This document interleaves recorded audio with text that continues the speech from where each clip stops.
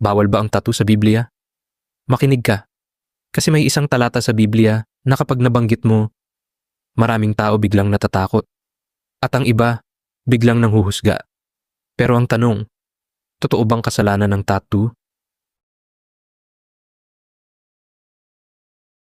Sa Levitico 19:28, malinaw ang sabi, huwag kayong gagawa ng hiwa sa inyong katawan dahil sa patay, at huwag kayong magpapatattoo.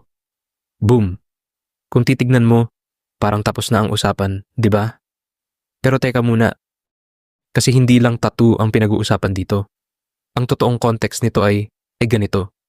Noong panahon ng Israel, maraming paganong tribo ang gumagawa ng ritual. Nagpapatattoo at naghiwa ng katawan para sa patay at para sa kanilang mga Diyos-Diyosan. Ibig sabihin, ang tattoo noon madalas ay hindi simpleng design. Ito ay marka ng pagsamba, marka ng rebelyon, at minsan marka ng okulto. Kaya pinagbawalan ng Diyos ang Israel. Dahil ayaw niyang magmukhang katulad sila ng mga bansang sumasamba sa kadiliman. Pero ito ang mas malalim na tanong. Kristiyano ka ba ngayon? Under pa ba tayo sa Mosaic Law? Kasi kung under tayo sa Levitico, dapat bawal din sa atin ang maraming bagay doon tulad ng pagkain ng certain animals, mga ceremonial laws, at iba pang utos na para sa Israel noon.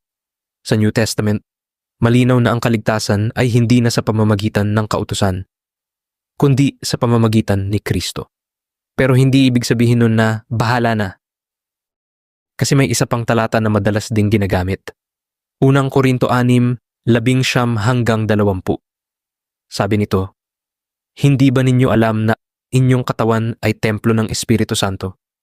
Kaya ngayon, ang tanong hindi lang, pwede ba? Ang tanong ay, bakit mo gustong magpatattoo? Dahil may tattoo na, remembrance sa magulang, verse sa Biblia, simbolo ng faith, o simpleng art.